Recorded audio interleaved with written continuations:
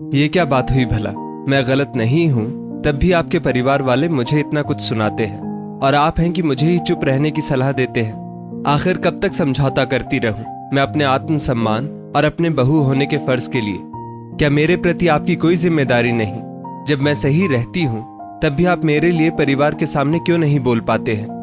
रोशनी अपने पति विकास से कहती है, रोशनी तुम समझती क्यों नहीं हो? कुछ पाने के लिए थोड़ा बहुत सुनना भी पड़ता है। मानता हूं तुम्हारी पूरी गलती नहीं थी। अगर मैं परिवार के विरोध में गया तो तुम जानती हो मेरी माँ और बहन पापा के कान भर सकती है। पता चले पापा की रिटायरमेंट के बाद मेरे हाथ में बस फूलों का गुलदस्ता आए। विकास बोला, मुझे बहुत हैरानी होती है आपकी सोच पर। मैंने क्या, मेरे माँ बाप ने भी नहीं सोचा होगा कि वो मुझे ऐसे लड़के के साथ बांध रहे हैं जो अपने मतलब के लिए अपनी पत्नी के सम्मान को दांव पर लगा रहा है।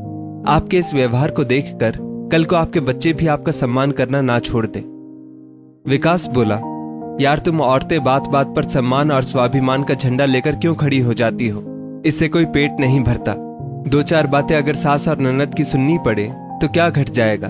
मानता हूं माँ को ऐसा नहीं कहना चाहिए था कि जब बहू घर में है तो कामवाली की क्या जरूरत, पर ठीक है ना, जिसकी जितनी समझ हो वो उतना बोलता है, यही सोचकर टाल दिया करो। रोशनी बोली, कल को अगर मेरे मायके वाले ये कहें कि आप मेरे घर के चौकीदार हैं तो आपको कैसा लगेगा? अगर आपको अपने ससुराल में सम्मान चाहिए तो क्या मुझे अपनापन भी नहीं मिलना चाहिए? बड़े हो या छोटे, यदि सामने वाले को सम्मान नहीं देते हैं तो बदले में सम्मान पाते भी नहीं। इतना कहकर रोशनी पीठ घुमाकर सो गई।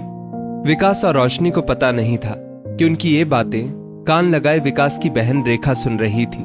ना जाने रेखा ने क्या कुछ सुना और उसने उन बातों में मसाला लगाकर अपनी माँ अरुणा जी को बताया। अरुणा जी बोली, ठहर जाओ, होने दो सुबह, फिर मैं बहू को उसके किए की सजा उसी के पति से दिलवाती हूँ। अगली सुबह रोशनी रोज की तरह अपने काम में लग गई।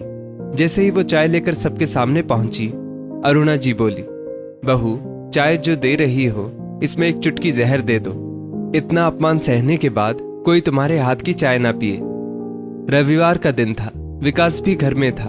वो बोला, माँ कल की बात तो कल खत्म हो गई, फिर आज सुबह ऐसा क्या हो गया और इसने क्या कर दिया जो आप ऐसी बातें कर रही हैं? अरुणा जी बोली, दीवारों के भी कान होते हैं बेटा। बहू तुम्हें हमारे खिलाफ भड़काती है। वो मैं ही हूं कि परिवार को एकजुट रखने के लिए उसकी सारी बातें और अपने आंसू पी जाती हूं ताकि तुम खुश रहो।